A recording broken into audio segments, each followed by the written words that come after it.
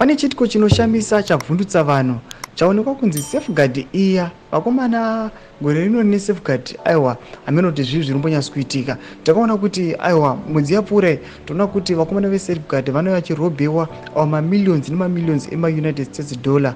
Pane chitiko chinoitika aiwa munyika yeZimbabwe muzana nezuro panoonekwa kuti aiwa vakomana ve safeguard futi the motor vehicle was again attacked kusvika yadonha nemanhede. Sana pena mashoko anobuda nyika panapa ndotobva subscribe like otonamba bell icon.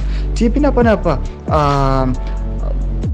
TNR Zimbabwe vanouya vachiposta mapictures ayo amuri kuona aiwa mota yesafeguard yakaita kuita manhede yamuri kuona kuti iyo imota inotakura mari ichiendesa kumabanks ichinotora kumasupermarkets ichinoendesa mari kumabhengi. Panapa muri kuona vanhu vese vakaiunganira, people they are taking pictures, people they are really shocked nechitiko ichi. Panapa tonaonanyora chiti Hona fiti zvekare track yesafeguard yabeurwa nefiti muHarare Kona Julius naMandela ndo masvikaona achiripota panapa zvinzi aiwa vakomana ava we never know kuti kuchiri kudhuma kwekuti mukaona panapa sezvamuri kuona apa tingamboti munhu weHonda Fit anga achidriver nehigh speed mumastreets akadai so zvekuti anosvika achidhuma track iro safeguard kusvika rawa nemanhende kudai.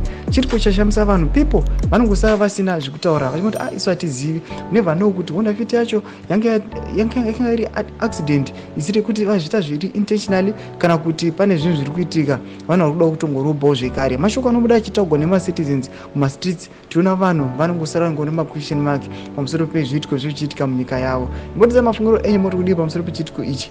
Bvina kume section medu musaona subscribe or like pamwe chete turn on the bell icon.